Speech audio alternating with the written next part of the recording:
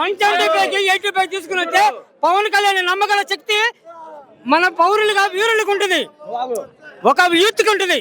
85 తీసుకుని వస్తుంటే పవన్ కళ్యాణ్ యూత్ కి నమ్ముకున్నాడు. 24 తీసుకున్నాడు. పవన్ కళ్యాణ్ ఏం చేస్తారని, ఎలా చేస్తారని ప్రజలు నమ్ముతారు. యూత్ ఎవరు లేరు.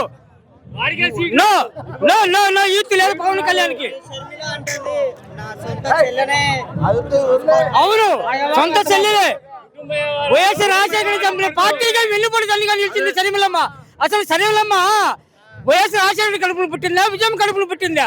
ఇదే కానీ ఉంటే షర్మిలమ్మ Congress party YS Rajasekhara helicopter చంపినప్పుడు ఎట్టపోయింది షర్మిలమ్మ. ఈ రోజుల్లో పార్టీలోకి వచ్చింది కాంగ్రెస్ పార్టీని మనవడ కారణం రాజశేఖర నమ్మబట్టే. రాజశేఖర్ గారిని బతికుంటే కాంగ్రెస్ పార్టీ హై లెవెల్లో ఈ రోజు మన రాష్ట్రంలో హై లెవెల్లో సీఎం పిఎం లెవెల్లో మనం రాజశేఖర్ ఉండేది. ప్రధానమంత్రి లెవెల్లో బీజేపీ లేదు.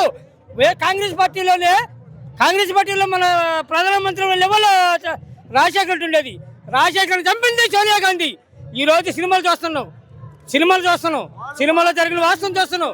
ఒక్కరు కూడా షర్మిలమ్మకి ఏముంది? షర్మిలమ్మ ఏమీ లేదు. ఇవాళ నాన్న చంపిన పార్టీ షర్మిలమ్మకి కాస్త మెదడు లేదు. షర్మిలక్క నిజంగా కానీ తెలివి కలితే మా నాన్న చంపిన పార్టీ, మా నాన్న చంపింది ఎవరు? చంద్రబాబు నాయుడు. ఆ రోజుల్లో ఉన్నటువంటి మన సోనియా గాంధీ వీళ్ళందరూ ఉన్నారు కదా. ఏమి ఒక్కటన్నా నికలస్గా ఎంక్వైరీ చేశారా? చేయలే. కానీ ఇలా సోనియా గాంధీ పక్కలోకి మనుగులోకి పోయింది షర్మిలమ్మ. అసలు పార్టీ నిలబెట్టేదానికేనా? ఏం తప్పు చేసిందని మన రాజశేఖర్ చెప్పిండు. అది నాకు తెలిసి 175 ఖచ్చితంగా కొట్టాలా. ఈ రోజు పేదలకి పెత్తనందారులకి యుద్ధం జరుగుతుంది అన్నాడు. అది వాస్తవం. మా నెల్లూరు జిల్లా జరిగింది. మా నెల్లూరు జిల్లాలో పెత్తనందారులకి పేదలకి జరుగుతుందంటే ఒక జలీల్ ఖాన్కి చీటిచ్చాక పెద్ద రెడ్డి గారు మొత్తం టీడీపీలో పోయారు. అసలు ఎందుకు బాగుంది వచ్చింది?